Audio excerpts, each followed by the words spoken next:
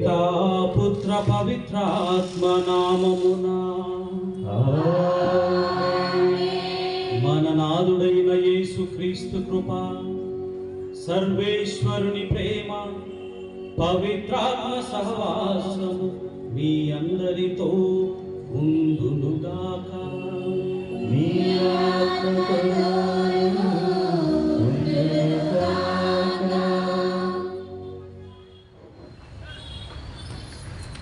ఆయన చెప్పినట్లు చేయుడు.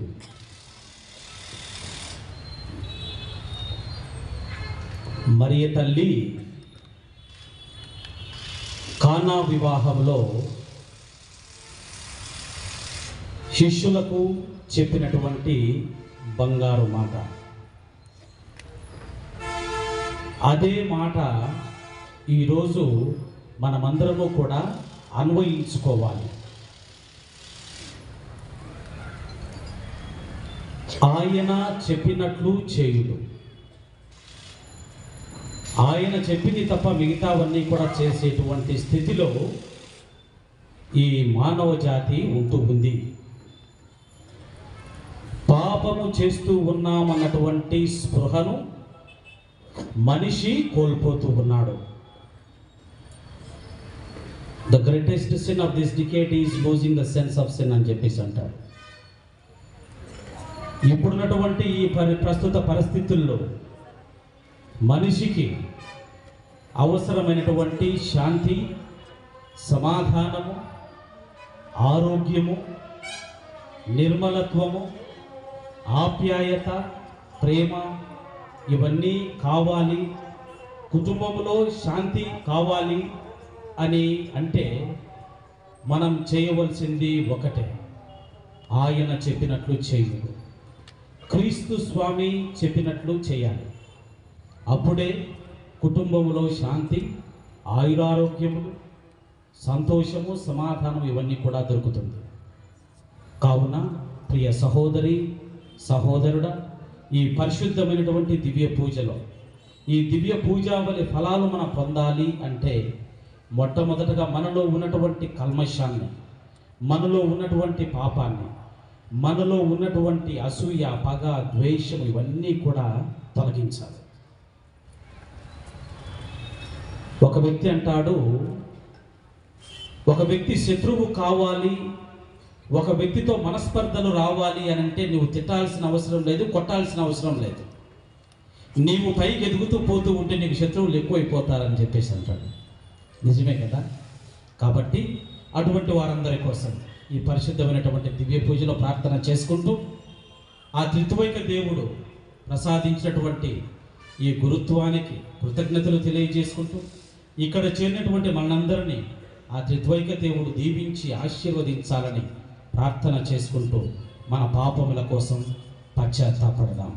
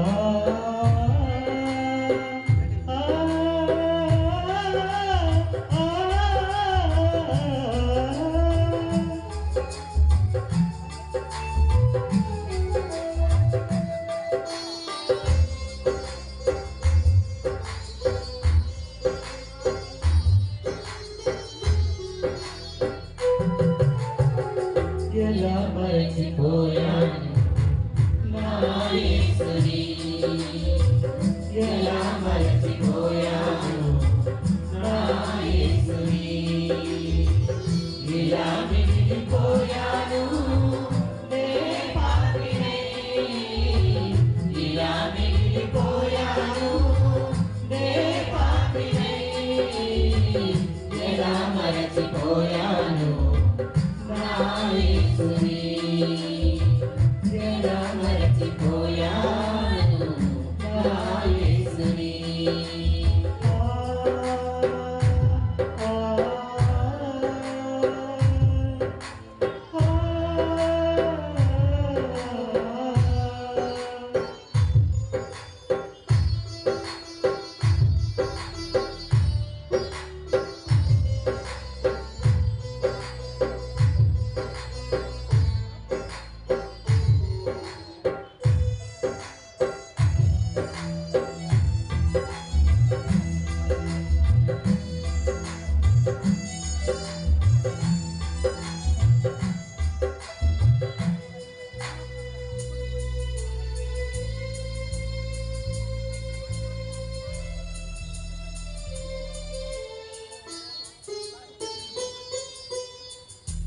కోసం కల్వరిలో రక్తాన్ని చిందించి నా పాప భారమునే సిలువగా మోసిన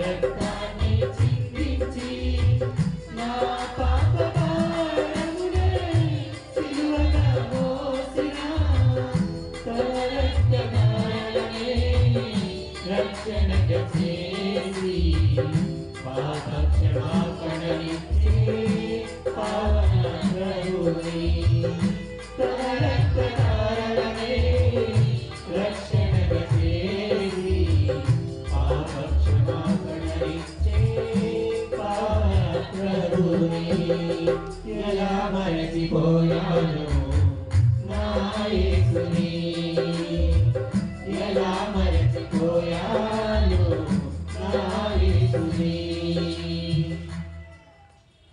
సర్వశక్తి గల సర్వేశ్వరుడు మనకు దయ చూపి మన పాపములను మన్నించి మనలను నిత్య జీవితమునకు చేర్చుదురుగాక.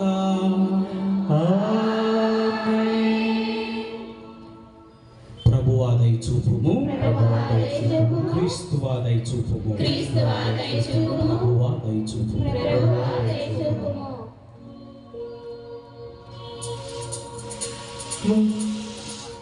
Gloria, Gloria, Gloria, Gloria, Gloria, Gloria, Gloria, Gloria.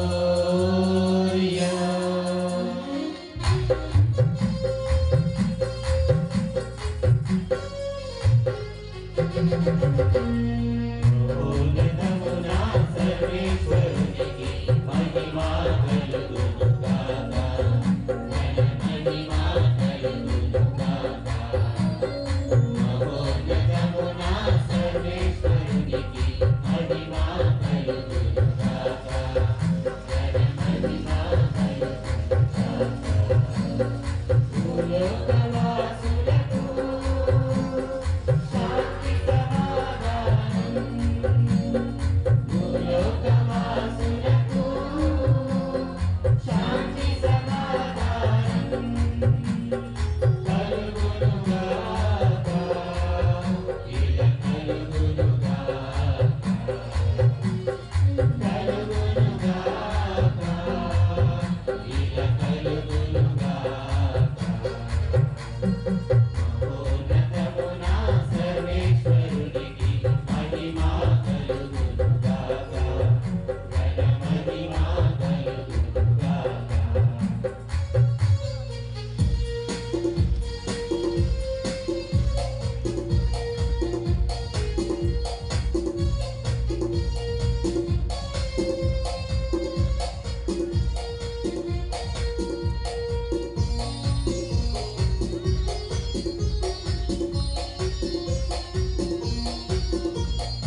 ఏలిన వారైన సర్వేశ్వరా, సర్వశక్తి గల పితైన సర్వేశ్వరా, నిన్ను పొగడుచున్నాము, స్తుతించుచున్నాము, ఆరాధించుచున్నాము. నిన్ను పొగడుచున్నాము, స్తుతించుచున్నాము, ఆరాధించుచున్నాము. నిన్ను గణపరచుచున్నాము, నీ దయలేలను కోరెదము. నిన్ను గణపరచుచున్నాము, నీ దయలేలను కోరెదము. మహోన్నతమునా సర్వేశ్వరునికి మహిమా కలుగునుగాక, మహిమా కలుగునుగాక.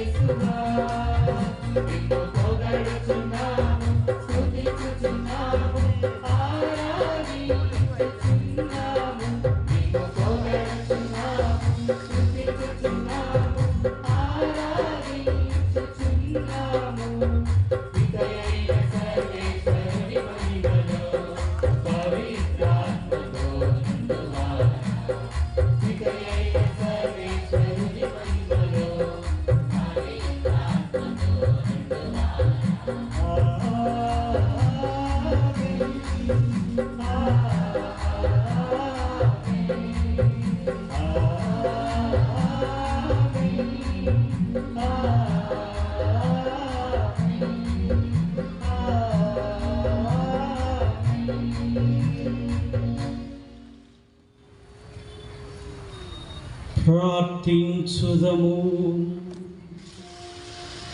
మా ప్రభువైనవో సర్వేశ్వర, మీ సేవకులమైన మేము శారీరకముగాను మానసికముగా సదా ఆరోగ్యం అనుభవించుచు సంతోషించు భాగ్యమును దయచేయుము.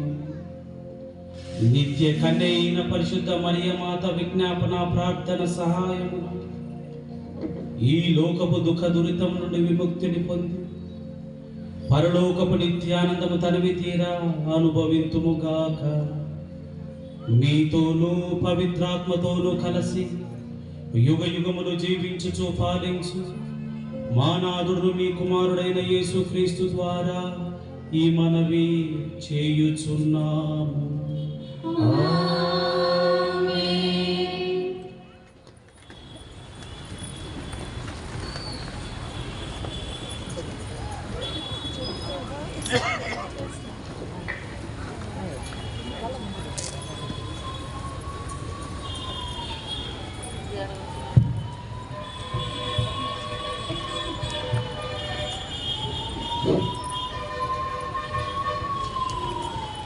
మొదటి పట్టణము యెషయా గ్రంథము 6వ అధ్యాయము వచనములు 1 నుంచి 8 వరకు. యెషయా గ్రంథము 6వ అధ్యాయము వచనములు 1 నుంచి 8 వరకు. ఉజ్జియ రాజు గతించిన ఏడు నేను ప్రభువు ఉన్నతమైన సింహాసనముపై ఆసీనుడై ఉండగా చూచితిని. ఆయన అంగీ అంచులు దేవాలయమును నింపెను. ఆయనకు పై భాగమున జ్వలించుచున్న సెరాఫీము దేవదూతలు నిలిచియుండిరి. వారిలో ఒక్కొక్కరికి 6 రెక్కలుండెను. వారు 2 రెక్కలతో తమ ముఖమును రెండింటితో కాళ్ళను కప్పుకొని రెండింటితో ఎగురుచుండిరి. ఆ దేవదూతలు ఒకరితో ఒకరు, సర్వశక్తిమంతుడు అయిన ప్రభువు పవిత్రుడు పవిత్రుడు పవిత్రుడు, లోకమంతయు ఆయన మహిమతో నిండియున్నది అని ఎలుగెత్తి పలుకుచుండిరి. ఆ శబ్దమునకు దేవాలయ పునాదులు కంపించెను. దేవాలయము పొగతో నిండెను. నేను చెడితిని గదా, నా నోటి నుండి వెలువడినవన్నీయు ఆ పవిత్రమైన మాటలే. ఆ పవిత్రమైన మాటలు పలుకు ప్రజల నడుమ నేను వసించుచున్నాను. సర్వశక్తిమంతుడవైన రాజును నా కనులతో చూచితిని గదా అని అనుకొంటిని. అప్పుడొక దేవదూత నా చెంతకెగిరి వచ్చెను. అతడు మండుచున్న నిప్పు కంటికను పీఠం మీద నుండి పట్టుకాలుతో తీసి చేత పట్టుకొని వచ్చెను. ఆ కణికను నా నోటికి అంటించి, ఇది నీ పెదవులకు సోకినది కనుక నీ పాపము తొలగిపోయినది, నీ దోషమునకు పరిహారము జరిగినది అని పలికెను. అప్పుడు ప్రభువు, నేనెవరిని పంపుదును, మన దూతగా ఎవరిని పోవును అని పలుకుచుండగా నేను వింటిని. నేనున్నాను గదా, నన్ను పంపుడు అని నేనంటిని. ఇది ప్రభువు వాక్కు. సర్వేశ్వరునికి వందనములు. పునీత పౌలు గారు కొరింథీయులకు రాసిన మొదటి లేఖ 15వ అధ్యాయము 1వ వచనం నుండి 11వ వచనం వరకు.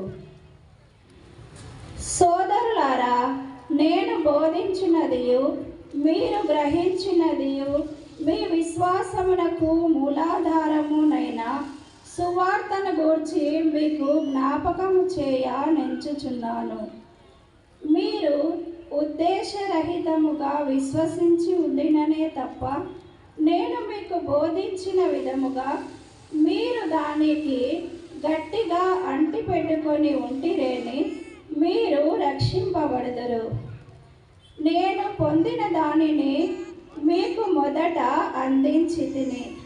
పవిత్ర గ్రంథమున రాయబడినట్లు క్రీస్తు మన పాపముల కొరకై మరణించెను.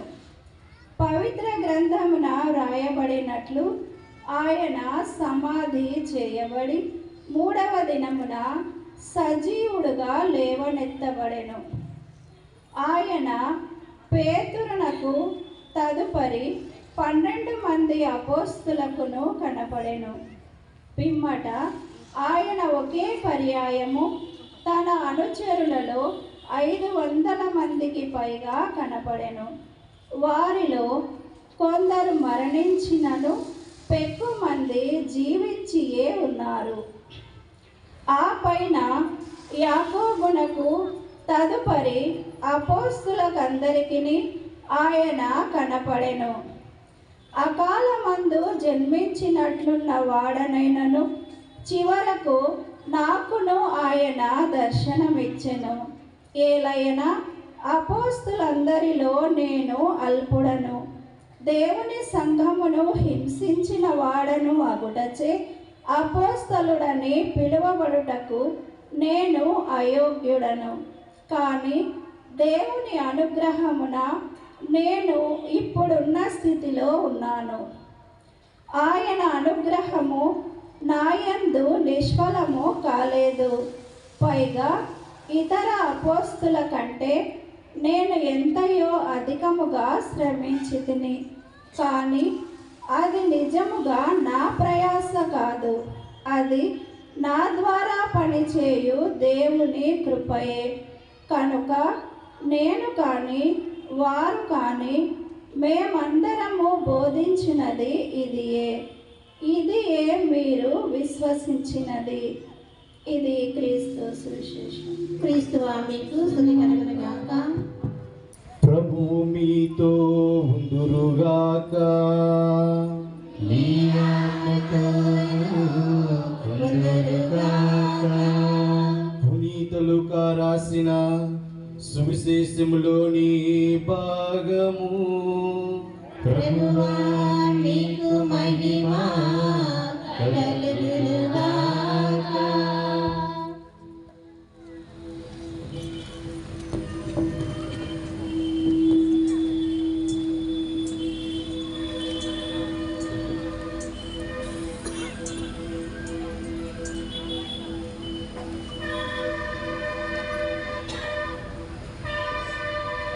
లూకా శుభవార్త 5వ అధ్యాయము వచనములు 1 నుంచి 11 వరకు.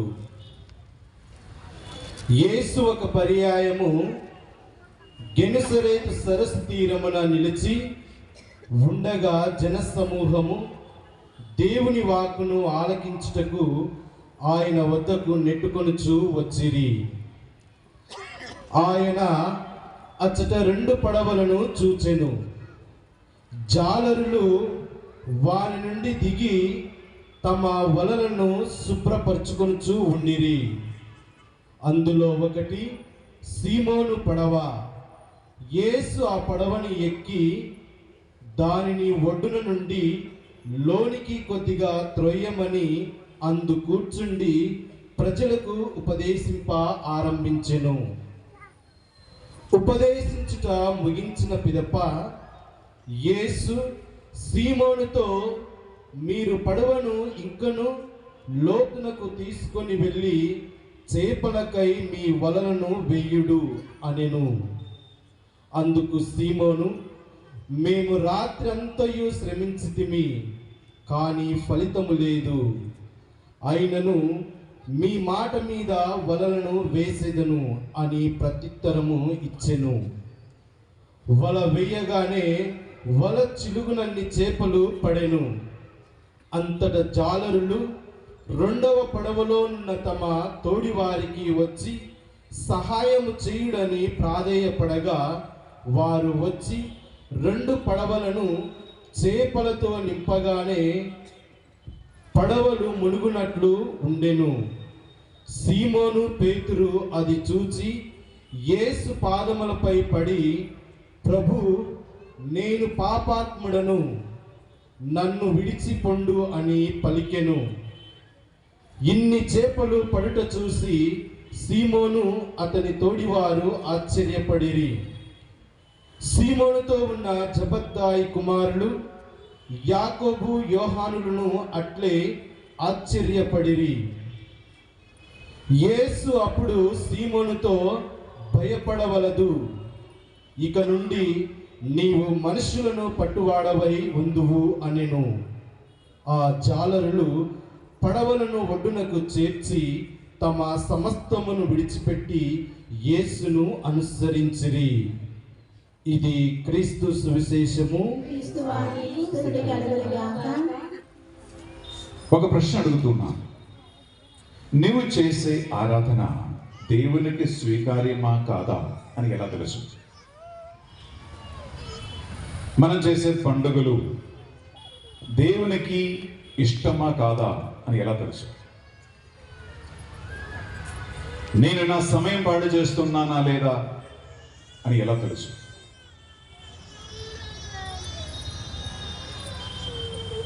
అది తెలవకపోతే ఇవి అన్ని పనికిరాని పనులే.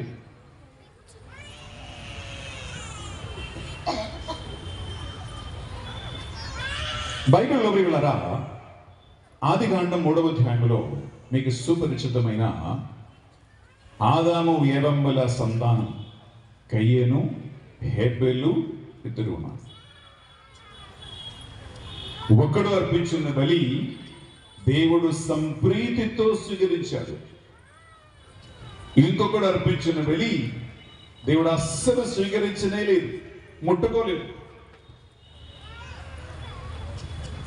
కయ్యేను అర్పణ తెచ్చాడు దేవునికి, హేబెలు అర్పణ నచ్చింది దేవునికి.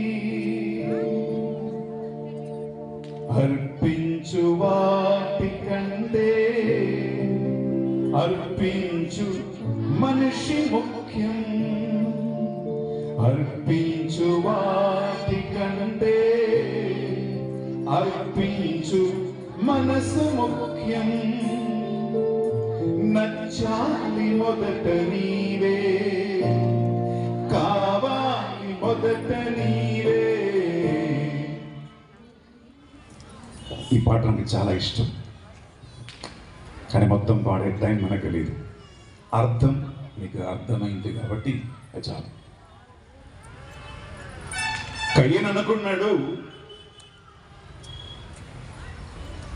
నేను తెచ్చినటువంటి కానుకలు దేవుడు స్వీకరిస్తాడేమో అని అనుకుని తీసుకొచ్చాడు, కానీ దేవుడు స్వీకరించలేదు. అందుకే ఆయన తన ముఖం చిన్నపుచ్చుకున్నాడని వాక్యం పలుకుతుంది. ముఖభావం మారిపోయింది అతనికి. తమ్ముడిపై కుళ్ళు పుట్టింది వాడికి. సైతాను తన మనస్సును పట్టుకున్నాడు. తమ్ముడు కూడా తెచ్చాడు కానుకలు, కానీ అతని కానుక దేవుడు ప్రసన్న దృష్టితో చూశాడు అని వాక్యం పలుకుతుంది. ప్రసన్న దృష్టితో హేబెలు కానుక దేవుడు అంగీకరించాడు, కయ్యేను కానుక దేవుడు అంగీకరించలేదు.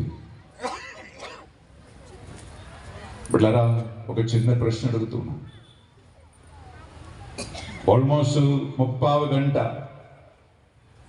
నాకు గొంతె వినిపించింది, కానీ ఎవరు చదివారో తెలియదు. 30 గంట మీ పూజ ఇంటెన్షన్స్ అన్ని నోరు మోయక ఒక ఆయన నిలబడి చదివాడు. వెరీ గుడ్, సంతోషం. మీరందరూ మంచిగా తయారై పరిశుద్ధ బలి పూజ టుడే ఆదివారం ఈ ఫిబ్రవరి నెల 2వ సండే మీరు వచ్చారు. Very good. ఎందుకు? మీ మనస్సులో ఏమనుకుంటున్నారు? నేను పూజ పెట్టిస్తే నా పూజ దేవుడు వింటాడు, దేవుడు ప్రసన్న దృష్టితో ఈ బలి పూజను అంగీకరిస్తాడు. నా ప్రార్థనలు ఇక్కడ గురువు అర్పించే ధూపం వలె దేవుని సన్నిధికి వెళ్తుంది. నా ప్రార్థనలకి జవాబు దొరుకును. అందుకే మీరందరూ తయారై పూజలు పెట్టించి ఈ పండగ వాతావరణాన్ని సృష్టించి ఈ 9 రోజులుగా గొప్పగా ఈ యొక్క దేవాలయ మహోత్సవాన్ని మనం కొనియాడుతున్నాం. ప్రియ సహోదరి, ప్రియ సహోదరు, అయితే నేను అడిగిన ప్రశ్న, ఐ అగైన్ కమ్ బ్యాక్, దేవునికి స్వీకార్యమైనది ఏది? ఎవరిని దేవుడు ప్రసన్న దృష్టితో చూస్తాడు? ఎవరి బలి దేవుడు అంగీకరిస్తాడు? ఎవరి ప్రార్థన దేవుడు వింటాడు? ఎవరి ప్రార్థనలకి దేవుడు జవాబిస్తాడు? అది తెలుసుకోకపోతే మనము సన్నిగ్ధావస్థలో ఉంటాం. ఒక చిన్న ఉదాహరణ చెప్తే మీకు అర్థమవుతుంది. మీరు పెళ్ళిళ్ళకి, పెరెంటాలకి, బర్త్డేలకి, అన్ని రకాల సెలబ్రేషన్స్కి వెళ్తూ ఉంటారు కదా. పెళ్ళికి వెళ్తే ఏం చేస్తారు? మీరు చేతులు ఊపుకుంటూ పోతారా?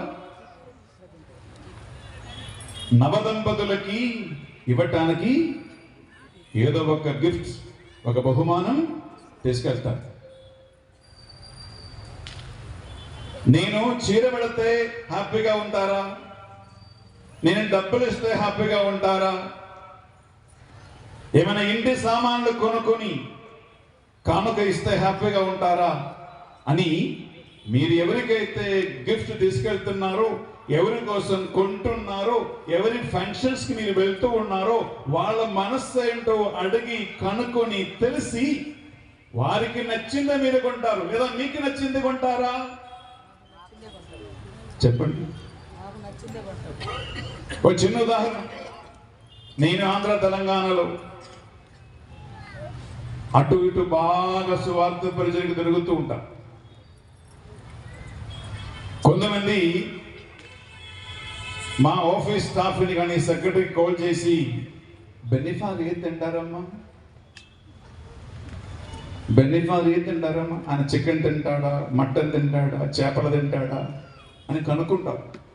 ఎందుకు? నేను వచ్చినప్పుడు నాకు నచ్చింది పెట్టాలని నా పట్ల వారికి ఉన్న ప్రేమ. మరి ముఖ్యంగా ఫ్యామిలీస్కి వెళ్ళేటప్పుడు వారు ముందే గంగారంతో కాల్ చేసి కనుక్కుంటారు, ఫాదర్కి ఏమి ఇష్టం, నాకు నచ్చింది పెట్టాలని కోరుకుంటారు.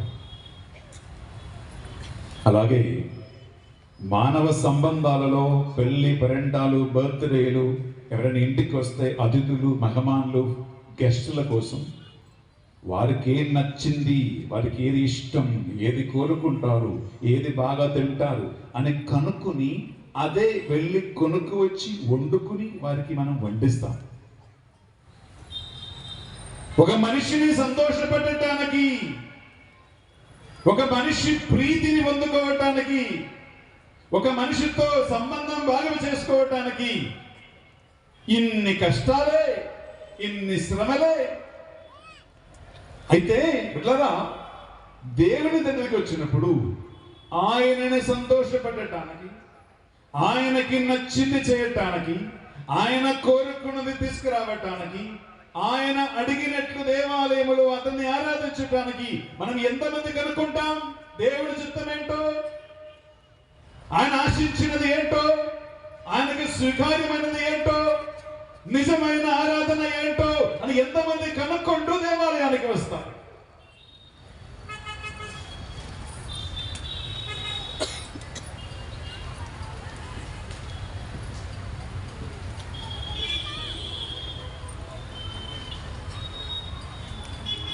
దేవునికి నచ్చింది ఏంటి అని అడిగితే సింపుల్ మాటలలో పునద పౌలు గారు మనకి చక్కగా రాసి పెట్టాడు. రోమాపత్రిక తీసుకుంటామా, 12వ అధ్యాయంలో 1, 2 వచనాలు. మీరు పెద్దగా ఊరంతా వెతకే అవసరం లేదు. దేవునికి ఏం కావాలో, దేవునికి ఏది అవసరమో, ఆయనకి నచ్చిందేంటో అని ఇంటర్నెట్ అంతా వెతకి అవసరం లేదు. సింపుల్ దేవుని వాక్యములో పునీత పౌలు గారు రోమికి రాసినటువంటి పత్రిక 12వ అధ్యాయము 1వ వచనం, ఓన్లీ ఒక్క సెంటెన్స్ మాత్రం తీసుకోండి, శబ్దంతో వింటామా. అక్కడ ఇలా రాయబడి ఉంటుంది, కాబట్టి సోదరి సోదరులారా, పరిశుద్ధమును దేవునికి స్వీకార్యమైన సజీవ యాగబలిగా నీ శరీరములనే ఆయనకి అర్పించుమని దేవుని కనికరమని బట్టి నిన్ను అర్థిస్తున్నాను, ప్రతిమానుకొనుచున్నాను అని రాసింది. చూద్దాం ఒకసారి.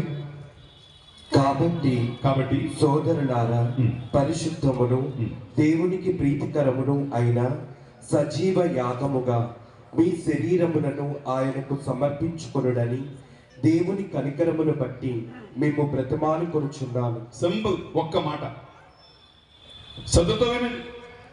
కాబట్టి సోదరుడా, కాబట్టి సోదరి, పరిశుద్ధమును దేవునికి స్వీకార్యమైన సజీవ యాగబలిగా నీ శరీరమును అతనికి కానుకగా అర్పించమని దేవుని కనికరమును బట్టి మిమ్ము కోరుకొనుచున్నాను. ఇది దేవునికి స్వీకార్యమైనది.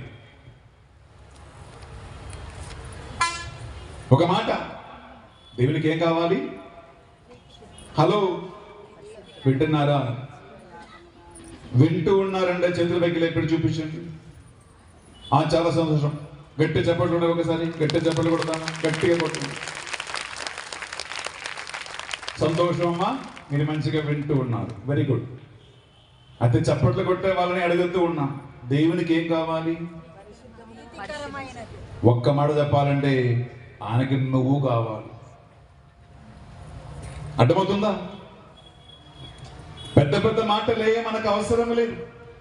దేవునికి ఏది కావాలి అని అడిగితే దేవునికి నువ్వే కావాలి.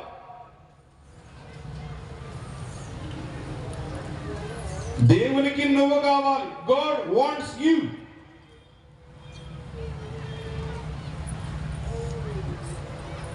దేవునికి నువ్వు కావాలి.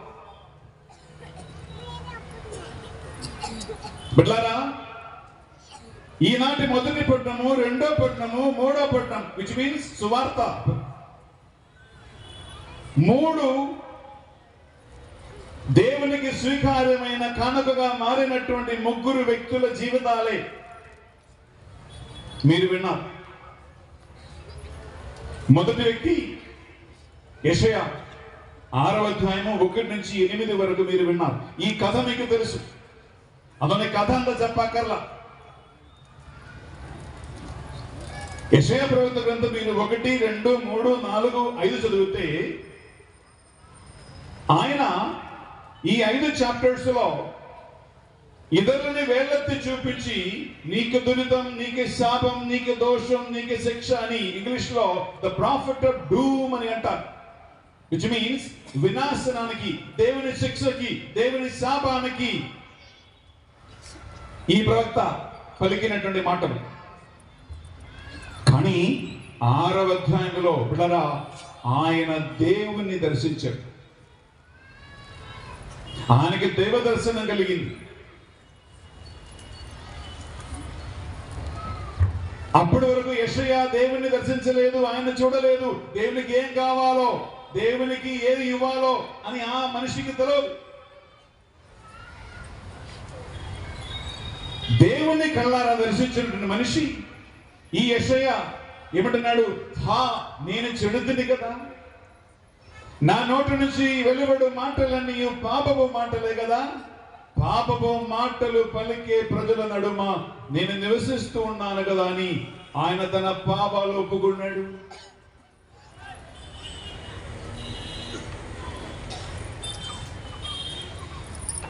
పాపాన్ని ఒప్పుకున్న మనిషిని, కన్ఫెషన్, పాప సంగీతం చేసిన మనిషిని వెంటనే దేవుడు శుద్ధి చేస్తూ ఉన్నాడు. బలిపీఠం నుండి మండుచున్నటువంటి అగ్ని నుండి ఒక నిప్పు కణికను పట్టుకారుతో తీసుకొని వచ్చి యెషయా పెదవులను తాకి ఈ కనిక, ఈ అగ్ని నిన్ను సోకినది గనుక నీ పాపములన్నీ తొలగించబడ్డాయి, నీ దోషములకు పరిష్కారము జరిగినది. పిల్లరా, శుద్ధి చేయబడిన మనిషి స్వరమెంటూ ఉన్నాడు, నేను ఎవరిని పంపాలి, ఎవరు నా కోసం వెళ్తాడు. Which means దేవునికి ఒక మనిషి కావాలి. యెషయా నువ్వు వస్తావా అని అడగలా. దేవుడు యెషయాని నువ్వు రావా, నువ్వు కావాలి అడగలా. దేవుని స్వరమాన విన్నాడు, నాకు ఒక మనిషి కావాలి, నా తరపున పంపబడే ఒక మనిషి కావాలి, నా తరపున వెళ్ళేవాడు కావాలి, నా తరపున నిలబడేవాడు కావాలి, నా స్థానంలో నిలబడేవాడు కావాలి. స్వరం విన్నాడు. ఆయన అనలేదు నా తమ్ముడు ఉన్నాడు, పక్కింటి వాడు ఉన్నాడు. అదేమన్నాడు, నేను ఉన్నాను కదా, నన్ను పంపుము. నేనున్నాను, నన్ను పంపము. బిడ్డలారా, యెషయా తన జీవితాన్ని దేవునికి కానుకగా అర్పించాడు. యెషయా తన జీవితాన్ని, తన ప్రాణాన్ని, శరీర మనస్సు ఆత్మలను దేవునికి కానుకగా అర్పించాడు. దేవుడు అతనిని స్వీకరించాడు. దేవుని పక్షమున, దేవుని కోసం, ప్రజల కోసము పంపబడే ఒక గొప్ప ప్రవక్తగా దేవుడు అతన్ని లేపాడు.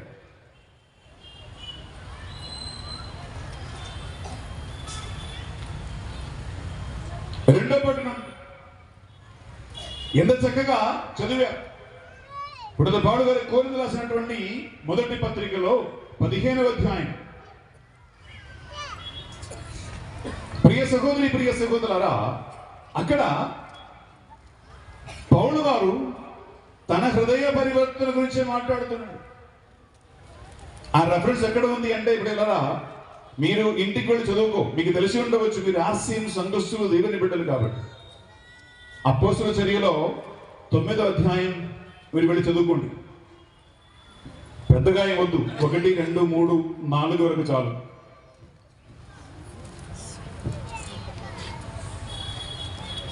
రోమా సామ్రాజ్య చక్రవర్తి నుంచి అధికార పత్రము సేకరించి, దేవుని నమ్ముకున్నవాడు ఎక్కడ ఉన్నా, క్రైస్తవులు ఎక్కడ ఉన్నా, యేసుక్రీస్తు నామాన్ని ఎత్తిపట్టేవాడు ఎక్కడైనా ఉంటే వాడిని పట్టి బంధించి చెరసాలో వేయటానికి, చంపేయటానికి, యేసుక్రీస్తు నామాన్ని మట్టిలో కలిపేయటానికి వెళ్ళాడు వీడు.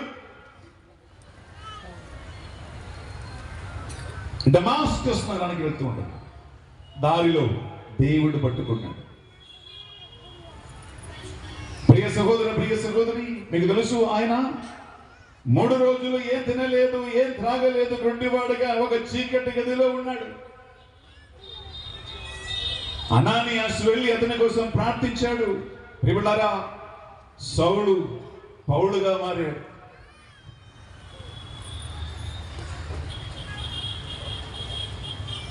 హంతకుడు, దూషకుడు, హానికరుడైనా సౌలును విరచితివి, పౌలుగా మార్చితివి. హంతకుడు, దూషకుడు, హానికరుడైనా సౌలును విరచితివి, పౌలుగా మార్చితివి. ఆ మనిషి అంటున్నాడు, ఒక్కసారి దేవుని చేతికి తననే తాను అర్పించుకున్నాడు, తన శరీర మనస్సు ఆత్మను అర్పించుకున్నాడు. దేవుడు పౌలుని గొప్ప దేవుని సేవకుడుగా మార్చాడు. ఎంత వినయం అంటే, ఎంత వినమ్రత అంటే అని అంటున్నాడు, ఒక అపోస్తలుడుగా పిలువబడటానికి నాకు యోగ్యతే లేదు, అర్హత లేదు, హక్కే లేదు. ఎందుకు? పాపాత్ములలో నేను మొదటి వాడిని. ఆలోచించుకో. ఆయన దేవునికి బలులు, కానుకలు ఏమి తెవలేదు, పశువులని, మేకని తెవలేదు, రక్తం ధారపోయలేదు, డబ్బులు ఇవ్వలేదు. ఆయన తనను తాను దేవునికి అర్పించాడు. ప్రభు స్వీకరించాడు. బిడ్డలారా, యేసుక్రీస్తు తర్వాత సువార్త పరిచర్యలో అగ్ర శ్రేణిలో గొప్ప సేవకుడుగా మారాడు. వగిబలుగుతుంది ఆయన చేతి గుడ్డ గాని, ఆయన వస్త్రము గాని తీసుకొని పోయి రోగుల దగ్గర చూపిస్తే చాలు దెయ్యములు గడగడలాడుతూ పారిపోయేవాడంట. ఆయన తన శరీరాన్ని, తన మనస్సును, తన ఆత్మని యేసుక్రీస్తు అంకితం చేసుకున్నాడు. ఆయన జీవితం మారింది. దేవునికి స్వీకార్యమైన అర్పణగా మారాడు. పౌలు స్వయంగా మారాడు. దేవుడు అతన్ని వాడుకున్నాడు అన్యులకు సువార్త బోధించడానికి. ప్రియులారా, యేసుక్రీస్తు తర్వాత పరిశుద్ధ గ్రంథములో రాయబడిన అన్ని దేవుని యొక్క గొప్ప గొప్ప వాక్యం, థియోలాజికల్ కాన్సెప్ట్స్ అన్ని కూడా పౌలు గారి నోటి నుంచి దేవుడు పలికింది. దేవునికి స్వీకార్యమైన నచ్చిన సేవకుడుగా, నచ్చిన వాడుగా పౌలు మారాడు. రెండవ గొప్ప వ్యక్తి, మూడవ పట్టణం అనగా సువిశేష పట్టణములు కూడా ఆ బ్రదర్ గారు డికెన్ చక్కగా చదివాడు. లూకాసు వార్త 5వ అధ్యాయం 1 నుంచి 11 వరకు. ఏమని? పేతురు. ఈ కథ మీకు బాగా తెలుసు కాబట్టి కథ చెప్పట్లా. రాత్రందరూ శ్రమించాడు, ఒక్క చేప ముక్క దొరకలేదు. యేసుకు పలికిన మాటను బట్టి వల వేశాడు. ఆయన లైఫ్ లో కని విని ఎరగనంద చేపలు పడ్డాయి. అక్కడ వాక్యం పలుకుతుంది. రెండవ మాట చాలా నాకు నచ్చిన మాట ఏంటంటే, ఈ గొప్ప సంఘటన చూసిన పేతురు యేసుక్రీస్తు ఏం చెప్పలేదు.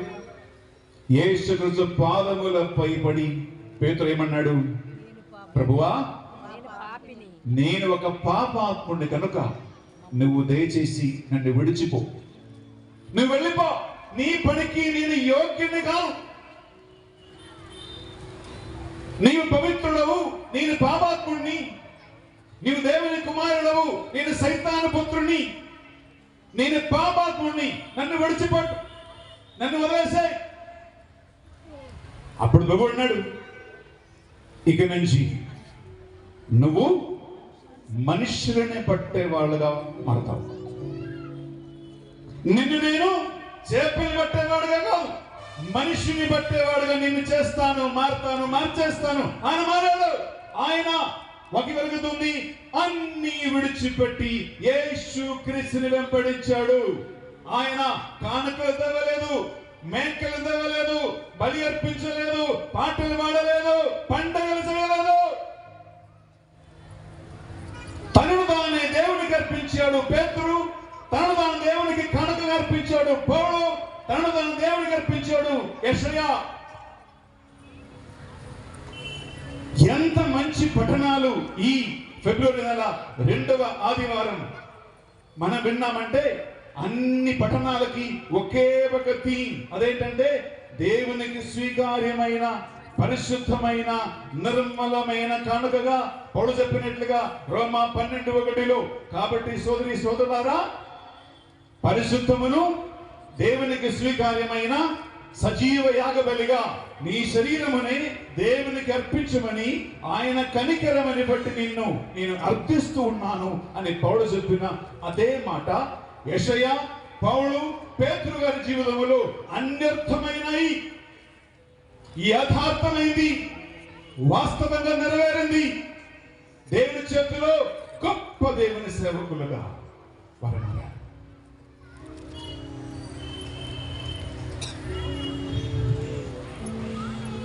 దేవుడు ఆశించినది ఇదే, దేవుడు కోరుకున్న అర్పణ ఇదే, దేవుడు కోరుకున్న నిజమైన ఆరాధన ఇదే. నువ్వు పూజ పట్టిస్తున్నావా లేదా అది కాదు ఇక్కడ ముఖ్యమైన విషయం. నువ్వు పాట పాడుతున్నావా లేదా ఇది కాదు ఇక్కడ ముచ్చట్లు. నువ్వు మేకలు తెచ్చావా, పశువులు తెచ్చావా, నీవేదైనా కట్టించావా, ఇది కాదు ఇక్కడ ముఖ్యమైన విషయం. ఎందుకంటే ప్రియులారా, దేవుడు కోరుకున్నది ఇది ఏది కాదు. ఆయనకేం కావాలంటే ఆయనకి నువ్వు కావాలి, ఆయనకి నీ శరీరం కావాలి, ఆయనకి నీ మనస్సు కావాలి, ఆయనకి నీ ఆత్మ కావాలి. నీ చేతుల్లో ఏముందో అది కాదు ఆయన కోరుకున్నది.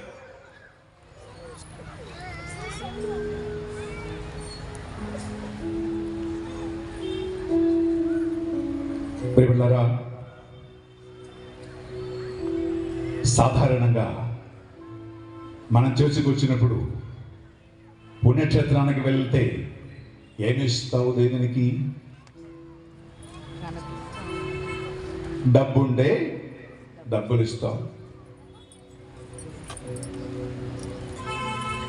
పండ్లు ఫ్రూట్స్ బయట నుంచి తెచ్చి కానుకగా ఇస్తావు. రైతులు పంటలు తీసుకొస్తారు. మేకలని గొర్రెలు పెంచేవాడు ఒక మేకని కానీ గొర్రెలు కానీ తీసుకొస్తాడు. వేళాంగణికి కానీ పుణ్యక్షేత్రానికి కానీ గుణదల మాత, ఇదిగో రేపు ఎల్లుండి అన్ని పండగలే. గుణదల మాత క్రైస్తవులు వెళ్ళి, ఆర్సీ సంఘస్థులు వెళ్ళి గుణదల మాతకి జుట్టు ఇస్తారు. జుట్టు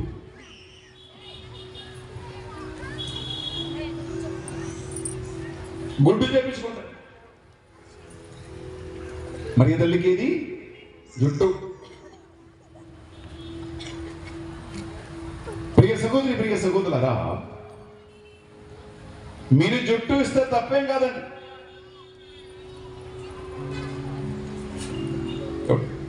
ఎవరైనా చేసుకొచ్చినప్పుడు గుండు కనిపిస్తే ఏమడుగుతావు? వెళ్ళాంగండికి వెళ్ళావా అమ్మా? గుణదలకు వెళ్ళావా అమ్మా? అదే కదా అడిగింది, అదే కదా అడిగింది. అవును, జుట్టు పెట్టడం తప్పు అని చెప్పట్లా. పండ్లు, కానుకలు, డబ్బులు ఏదైతే దేవునికి ఇవ్వాలని అనుకుంటున్నారో అది తీసుకొస్తే అది తప్పేం కాదు.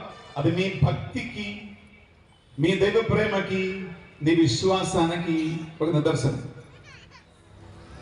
Very good. ప్రియులారా, ఇది ఇవ్వటానికి చాలా ఈజీ, అవునా? హలో, వింటున్నారా? ఒక 100 రూపాయలు ఉంటే పండ్లు బాగా కొనుక్కొని ఇక్కడ ఇవ్వచ్చు, నీకేం పోయేది లేదు. ఏం పోతుంది? 100 రూపాయలు. ఆఫ్టర్ ఆల్ జుట్టు ఇవ్వడానికి ఏమవుతుందమ్మా? 4 నెలలు కప్పి పెట్టుకుంటే చాలు, తర్వాత అవి అన్నీ మళ్ళీ పెట్టి వస్తాయి. పెద్దగా పోయేదేముందమ్మా?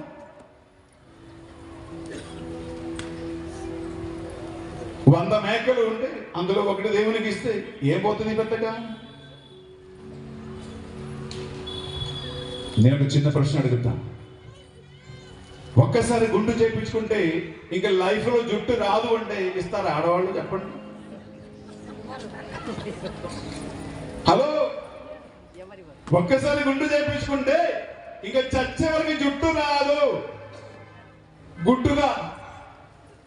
గుండుగా తిరుగుతూ ఉంటాం, ఇంకా పైకి రాదు, అది మొలచేది లేదు అని తెలిస్తే ఇక్కడ కూర్చొని ఎంతమంది జుట్టు మర్యాదలకి వేలాంటి నీళ్ళ కానీ గుండెలో ఇస్తారండి? దమ్ముండే ఎత్తని నీ చేతులు.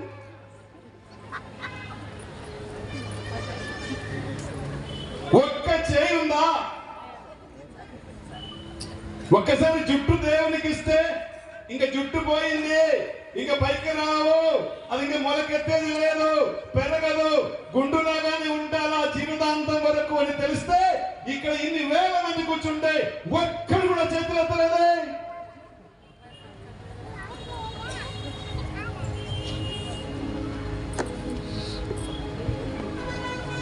అది మళ్ళీ పైకి వస్తుంది కాబట్టి అది కత్తిరించినా పర్వాలేదమ్మా, పోనీలే 2-3 నెలలే, అందువల్ల ఇస్తావు.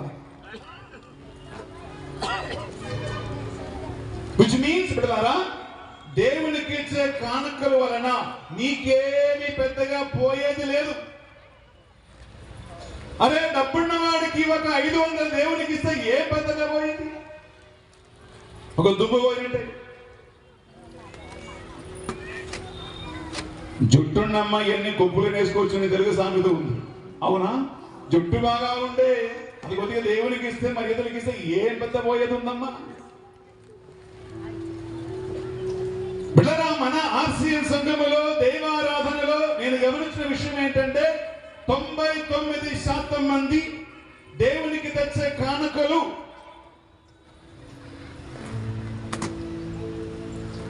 నీవు తీసుకువస్తే దానివల్ల నీకు పెద్దగా పోయేదేమీ లేదు, నీకు పెద్ద నష్టం కలిగేదేమీ లేదు.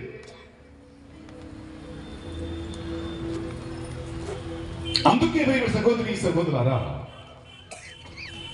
దేవునికి ఇటువంటి వస్తువులు పెద్ద లెక్క కాదండి. నేను ఈరోజు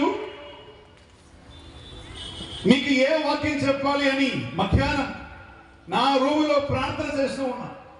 నిన్న అబద్ధాలాటలా, ప్రభువా ఈరోజు ఏ వాక్యం చెప్పాలి అని ప్రేయర్ చేసేటప్పుడు దేవుడు నాకు యెషయా ప్రవక్త గ్రంథం 66వ అధ్యాయంలో 1వ వచనం చూపించాడు. తీసుకుంటాం అది యెషయా ప్రవక్త గ్రంథం 66వ అధ్యాయము 1వ వచనం.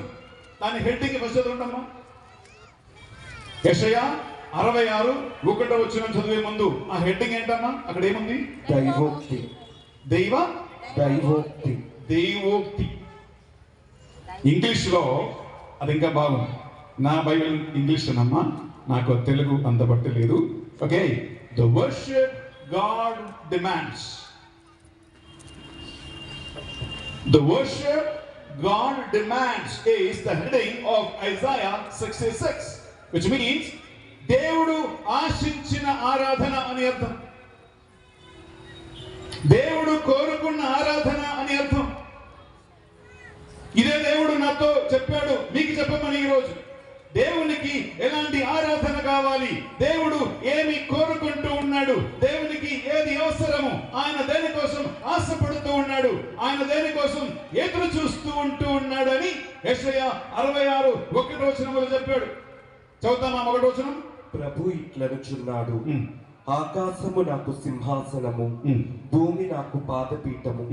మీరు నాకు ఎట్టి మందిరమును కట్టుదురు, ఎట్టి విశ్రమ స్థానమును నిర్మింతురు.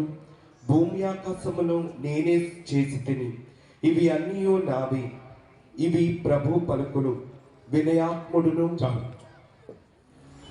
ఇదే మాట మళ్ళీ అపోస్తుల చర్యలు తీసుకుంటామా? అపోస్తుల చర్యలు 7వ అధ్యాయము 49వ వచనములో ఇదే మాట ఉంది. ఇలా కీర్తన గ్రంథములో కూడా ఉన్నాయి.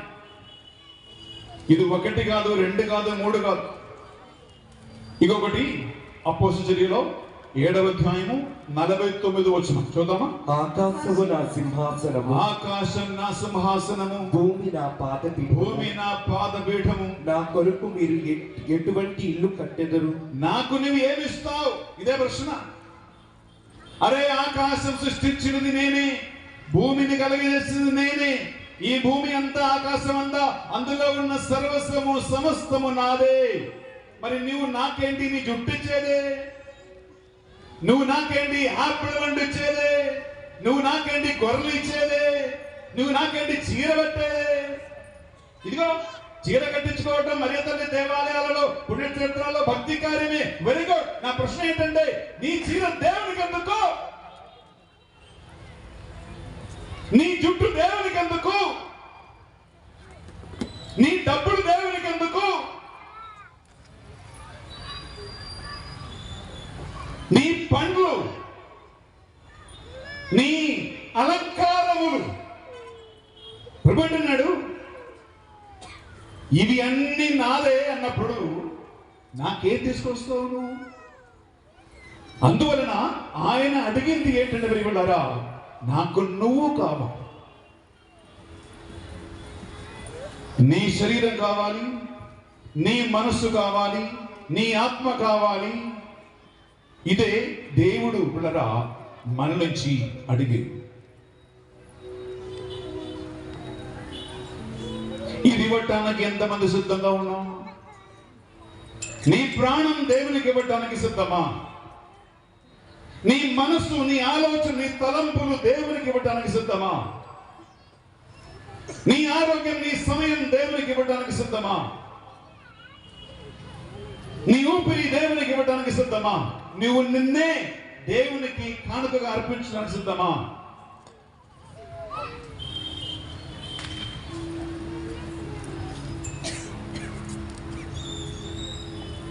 నీవు సిద్ధంగా ఉంటే అదే దేవునికి స్వీకార్యమైనటువంటి కానుక.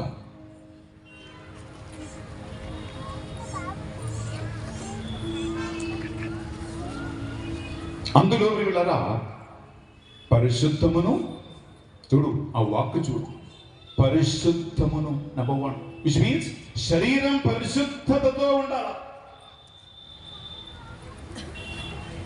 మనస్సు పవిత్రంగా ఉండాలి, మాటలు పవిత్రంగా ఉండాలి, నువ్వే పరిశుద్ధతతో ఉండాలి. పరిశుద్ధత లేని ఏది కూడా దేవుడు అంగీకరించేవాడు కాదు. పరిశుద్ధమైన శరీరం, పవిత్రమైన మనసు, శుద్ధమైనటువంటి ఆలోచనలు దేవునికి కానుకగా అర్పించమని దేవుడు అడిగేది.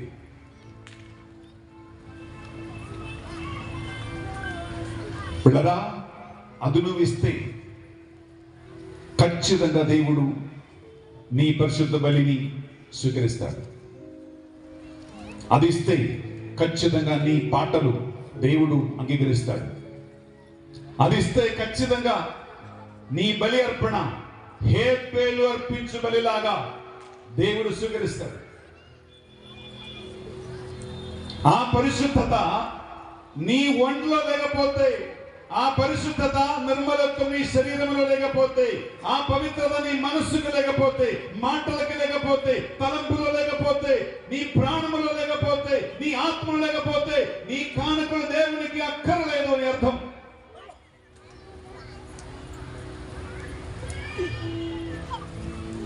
బిడ్డరా, ఒక ఎగ్జాంపుల్ చెప్పనా? మా ఫస్ట్ కజిన్ ఒక ఫాదరే, నా ఫస్ట్ కజిన్ ఒక ఫాదర్. ఆయన కేరళ రాష్ట్రంలో మ్యారేజ్ ట్రైబ్యునల్ జడ్జిగా పనిచేస్తూ ఉన్నాడు. విచ్ మీన్స్ ప్రతి మేత్రాసనానికి ఒక మ్యారేజ్ ట్రైబ్యునల్ కోర్టు ఉంది. దేవాలయంలో ఆశీర్వదించినటువంటి పెళ్లి, వివాహము, దంపతుల మధ్యలో ఉన్న గొడవలు, విడాకులు, కేసులు, ఇవన్నీ కూడా సివిల్ కోర్టుకి, బయటకి, పోలీస్ స్టేషన్కి వెళ్లే ముందు, విడాకులకి అప్లై చేసే ముందు దేవాలయంలో గురువులు ఆశీర్వదించినటువంటి పెళ్లి, గురువు దగ్గర, దేవుని సేవకుల దగ్గర, బిషప్ దగ్గర పరిష్కారాలు ఉన్నాయా లేదా అని ఒక మ్యారేజ్ ట్రైబ్యునల్ ప్రతి డైసిస్ లో ఉండే ఆ మా మేత్రాసనంలో ఆయన దానికి జడ్జి. మేము అప్పుడప్పుడు కలుస్తూ ఉంటాం. నేను ఇంటికి వెళ్ళేటప్పుడు, కేరళకి వెళ్ళేటప్పుడు, లేదా ఆయన కోర్టులో వచ్చే కేసులలో అధిక శాతం అక్రమ సంబంధము, వ్యభిచారము, ఇటువంటి కేసుల వల్ల విడాకులు కావాలని భార్య కానీ భర్త కానీ పెట్టే కేసులే. భార్య మోసం చేసింది అని భర్తగా నేను ఉండగా ఇంకొక ఆయనతో, ఇంకొక అబ్బాయితో అక్రమ సంబంధం భార్యకు ఉంది అని అనుమానం ఉంటే, ఏదైనా సంఘటన జరిగితే ప్రూఫ్ ఉంటే, ఎవిడెన్సెస్ ఉంటే, ఈవెన్ ఏ ఎవిడెన్స్ లేకపోయినా అనుమానాస్పదమైనటువంటి కేసులు కూడా ఉన్నాయి. నమ్మక ద్రోహం, వ్యభిచారం. సేమే భర్త కూడా భార్యగా నేనుండగా వాడికి నేను వద్దు, పక్కింటి ఆమె కావాలి, ఆఫీసులో ఒక అమ్మాయి కావాలి అని ఏదన్నా అక్రమ సంబంధంలో భర్త ఉన్నాడు, ఫోన్లో కొన్ని వేరే అమ్మాయిల ఫోటోలు ఉన్నాయి, మెసేజ్లు ఉన్నాయి, నేను ఇంట్లో ఉంటే వేరే ఊరు వెళ్తాడని చెప్పి తప్పు చేస్తూ ఉన్నాడని అనుమానం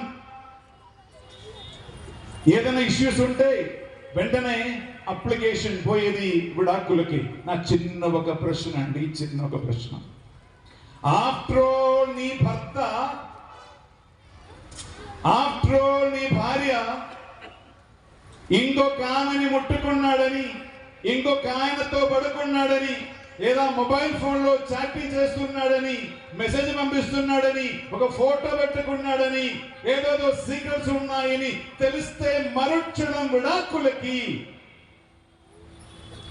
కేసులకి, గొడవలకి, కొట్టడానికి, తిట్టడానికి, ఈవెన్ చంపేయటానికి కూడా సిద్ధపడుతున్న భార్యలారా, భర్తలారా, నీకు అంత ఆసక్తి ఉంటే, నీకంత పౌరుషం ఉంటే, నిన్ను కలిగజేసే దేవునికి నీ పట్ల పౌరుషం లేదా?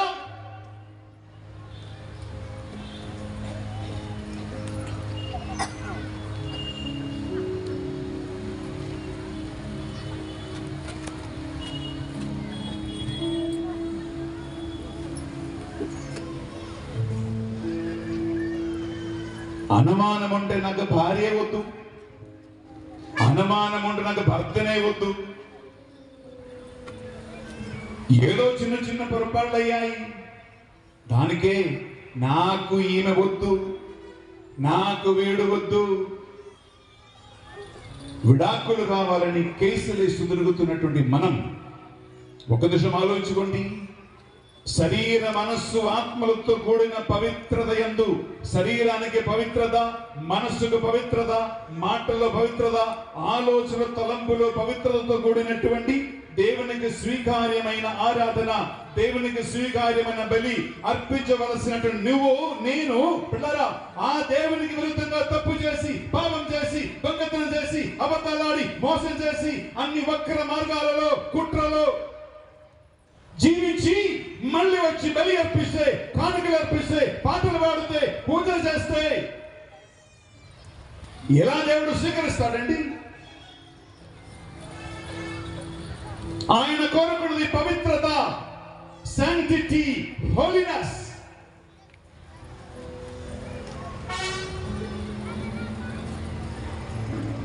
మనం అనుకుంటాం, అరే ఏం చేసినా ఓకే, అది దేవుని సొంతలో ఓకే కాదమ్మా, అది దేవుని దగ్గర ఓకే కాదు అని ఈ గొప్ప సత్యము ఈ రోజు మనం తెలుసుకోవాలి. దేవునికి నచ్చింది ఇవ్వకపోతే దేవునికి ఎందుకమ్మా నీ కానుక? దేవుడు ఆశించినది ఇవ్వకపోతే దేవునికి ఎందుకమ్మా నీ పాటలు, పూజలు, పండగలు? దానివల్ల ఆత్మ సంతృప్తి, సైకలాజికల్ సాటిస్ఫాక్షన్ అని ఇంగ్లీష్ లో అంటాం. ఆదివారం పూజకి వెళ్తే అమ్మయ్య ఒక పని అయిపోయిందిలే, నాకు ఒక సంతోషం, పూజ చూశాను, పూజకు వెళ్ళాను. మనం ఏడుగుతాం, గుడికి వెళ్ళావా, గుడికి వెళ్ళావా, పూజకు వెళ్ళావా? పూజకు వెళ్తే చాలు, గుడికి వెళ్తే చాలు, అంతే మనకు కావాల్సింది. ఆ దేవుడు అంగీకరిస్తాడా లేదా అనేది ప్రసక్తి కాదు ఇక్కడ.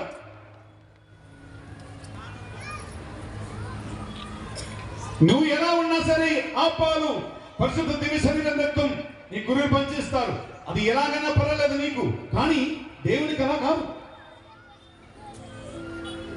నీ శరీర మనస్సు ఆత్మలకున్న పవిత్రత దేవుడు ఆశపడుతూ ఉన్నాడు, కోరుకున్నాడు.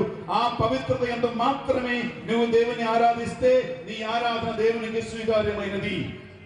నీ ప్రార్థన దేవుడు వింటాడు. దూతలు ఈ బలిపీఠం అర్పించే కానుకలు పరలోకం దేవుని సన్నిధిలో తీసుకెళ్తాడు.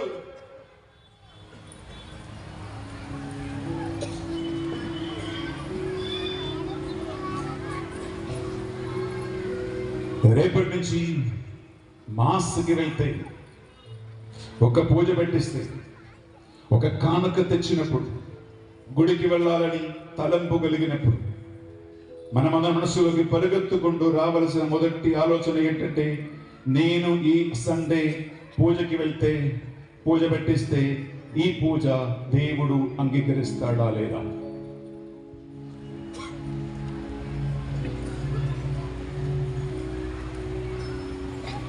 నేను చర్చికి వెళ్ళి ఒక మాసంలో పాల్గొంటే ఇప్పుడు దాదాపు ఒక 3000 మంది ఇక్కడ కూర్చుంటారు. నీ మనస్సాక్షిని అడిగి, నేను ఈ రోజు అర్పించినటువంటి ఈ పూజ దేవుడు అంగీకరిస్తాడా లేదా? అని గుండెని అడగండి, నీ మనస్సాక్షిని అడగండి. దేవుడు అంగీకరిస్తాడు అని నమ్మకం. దేవుడు ప్రసన్న దృష్టితో నా మాసు నా పూజను చూస్తాడు అని కాన్ఫిడెన్స్. ఖచ్చితంగా దేవుడు నా ప్రార్థన వింటాడు అని ధైర్యం ఎంతమందికి ఉందో మీకే తెలుస్తుంది. బహుశా నీ మనస్సు, నా మాసు, నా ప్రార్థన, నా పూజ, నా దేవుని మత కార్యాలు ఆయనకి స్వీకార్యం కాదు అని నీ మనస్సాక్షిలో అనిపిస్తాయి. బెటర్ నీ పూజకి రాకుండా ఉంటే అది బెటర్. నీవు బలి అర్పించడానికి వచ్చినప్పుడు ఏదో ఎక్కడో తేడా ఉంది అనిపిస్తే ఏం చేయాలి? అర్పించమన్నాడా? హలో, నీ బలి అర్పణ చేయటానికి, ఆరాధన చేయటానికి వచ్చినప్పుడు నీ మనసులో ఏదో ఎక్కడో తేడా ఉంది అనిపిస్తే నీ కానుకలు అక్కడే వదిలిపెట్టి వెళ్ళిపో. సఖ్యపడు, బాగు చేసుకో, సారీ చెప్పు.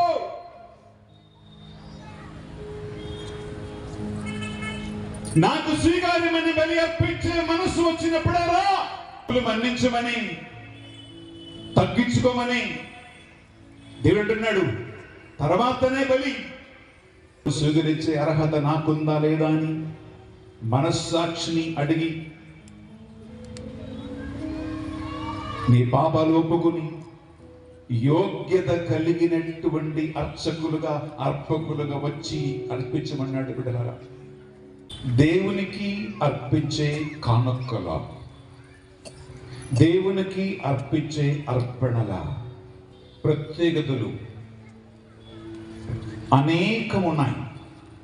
కానీ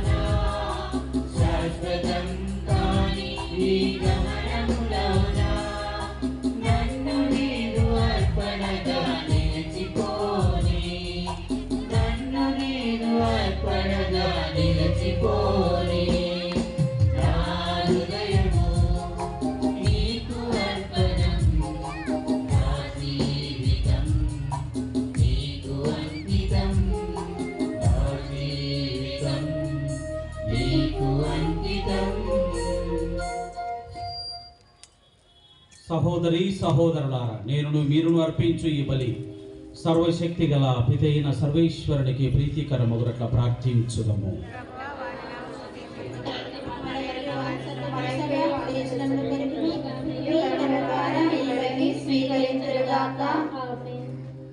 ఓ ప్రభువా, ఈ బలి అర్పణములతో పాటు మా విన్నపములను కూడా దయతో స్వీకరింపుము. మీ కుమారుని తల్లి అయిన కన్య మరియ మాత విజ్ఞాపన ప్రార్థనము ద్వారా మేము అడుగు సహాయము మాకు ఎల్లప్పుడూ లభించును కాక, మా ప్రార్థనలు వ్యర్థము కాక, మా కోరికలు తీరును కాక, మా ప్రభు అయిన క్రీస్తు ద్వారా ఈ మనవి చేయుచున్నా. ప్రభువు మీతో ఉండును గాక. మీ ఆత్మ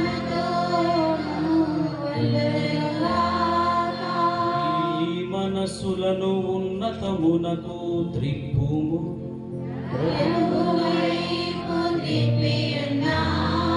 మన దేవుడైన ఏలిన వారికి కృతజ్ఞత తెలుపుదము.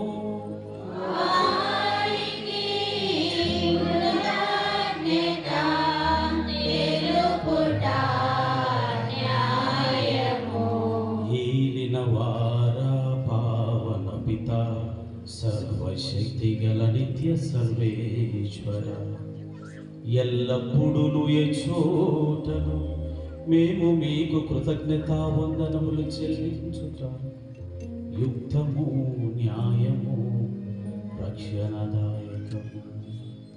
మీ ప్రేమ వలన మానవుని సృజించితిరి, మీ నీతి వలన దండించితిరి, మీ దయ వలన క్రీస్తు ద్వారా రక్షించితిరి.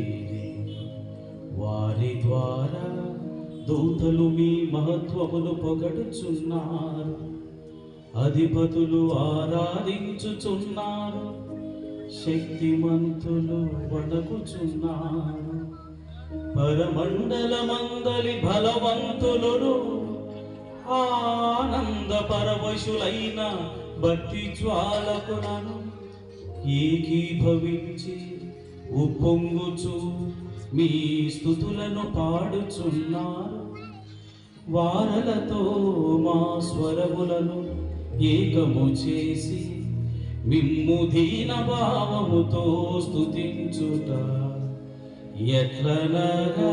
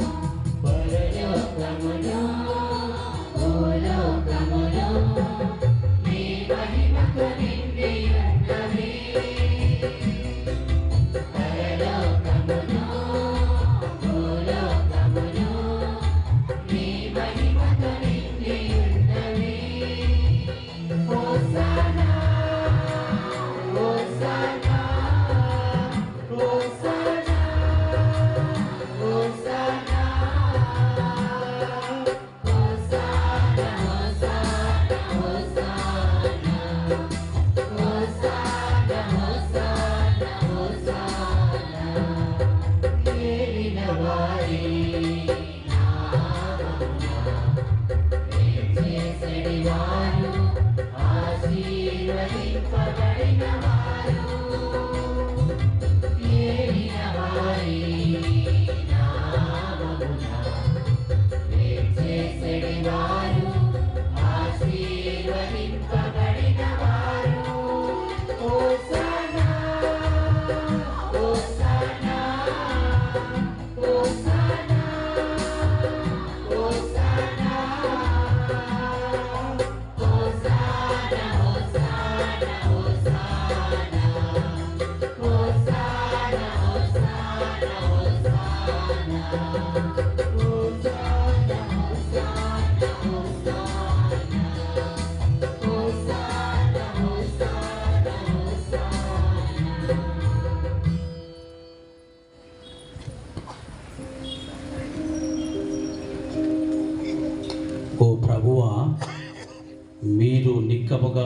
అపోస్తలులు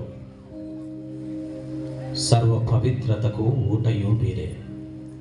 కనుక మీ పవిత్రాత్మ ద్వారా ఈ కానుకలను పరిశుద్ధపరచబడి భావించున్నాను. ఈ విధమున ఇవి మా కొరకు మా ప్రభువు అయిన యేసుక్రీస్తు శరీర రక్తములు అగునుగాక. ఆయన శిలువ శ్రమలకు తనను తాను ఇష్టపూర్తిగా అప్పగించుకునేటప్పుడు అప్పమును అందుకొని కృతజ్ఞతా వందనములు చెప్పి త్రుంచి శిష్యులకిచ్చుచు ఇట్లనెను, మీరందరూ దీనిని తీసుకొని భుజింపుము. ఎలయనా ఇది మీ కొరకు అప్పగింపబడనున్న నా శరీరము.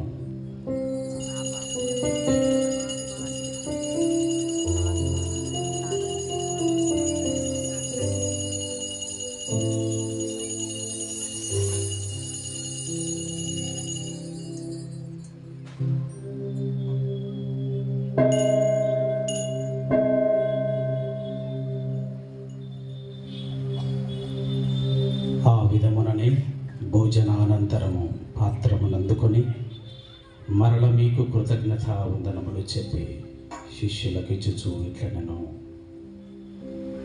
మీరందరూ దీనిని తీసుకొని దీని నుండి పానము చేయుడు. ఎలయనా ఇది నూతన నిత్య నిబంధన యొక్క నా రక్తపు పాత్రము. ఇది మీ కొరకును అనేకుల కొరకును పాప పరిహారమునకై ధారబోయబడును. దీనిని నా జ్ఞాపకార్థము చేయుడు.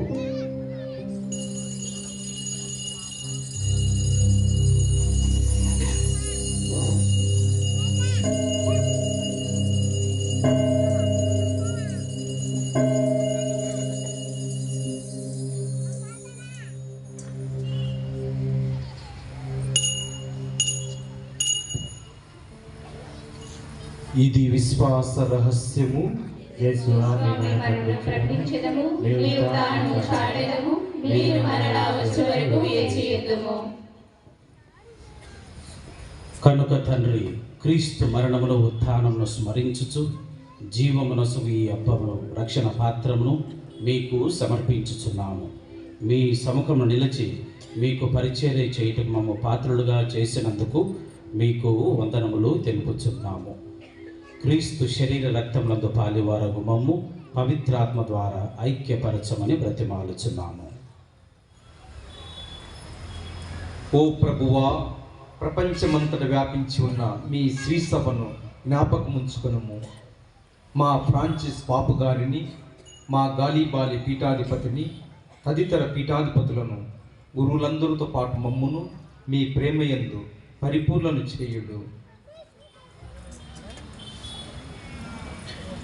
ఉత్థాన మగుదమును నమ్మికతో చనిపోయిన మా సహోదరి సహోదరులను మీ కనికరమందు చనిపోయిన వారందరినీ జ్ఞాపకం ఉంచుకొనుము.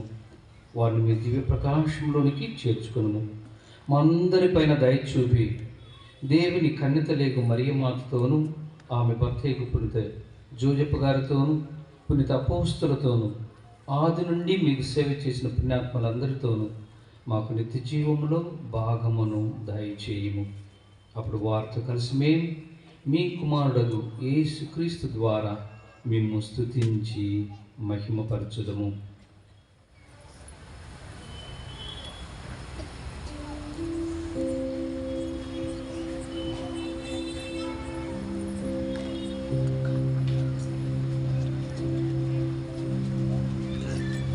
క్రీస్తు ద్వారా, క్రీస్తుతో, క్రీస్తునందు సర్వశక్తిగల హితయైన సర్వేశ్వర పవిత్రాత్మతో ఏకమయ్యుండు మీకు యుగ యుగములు గౌరవ మహిమలు కలుగునుగాక.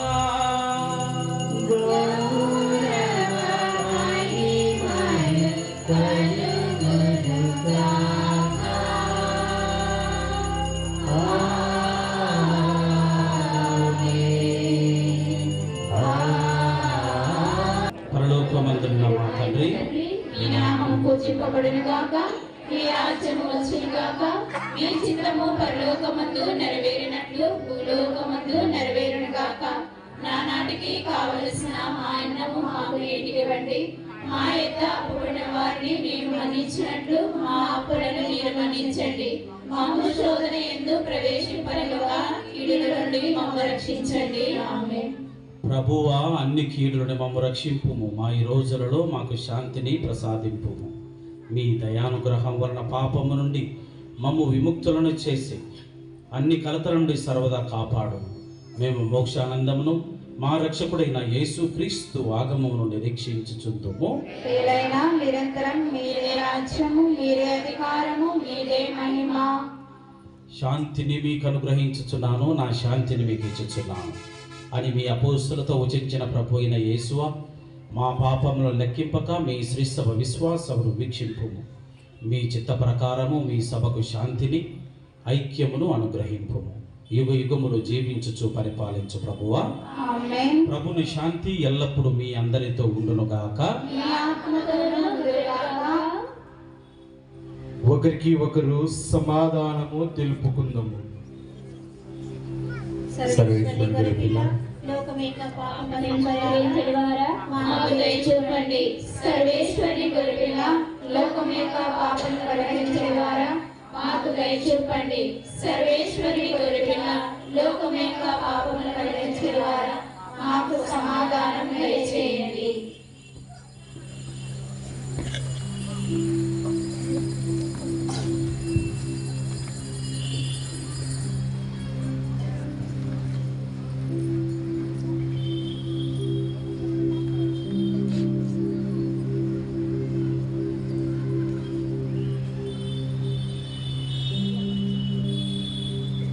ఇదిగో సర్వేశ్వరుని గొర్రెపిల్ల, ఇదిగో లోక పాపలను పరిహరించడు క్రీస్తు స్వామి. ఈ గొర్రెపిల్ల విందుకు పిలువబడిన మనమందరము ధన్యులము. ప్రభువా, మీరు నా ఇంటికి ప్రవేశించుటని పాత్రలను కాను, అయినను నిరటు పొందును.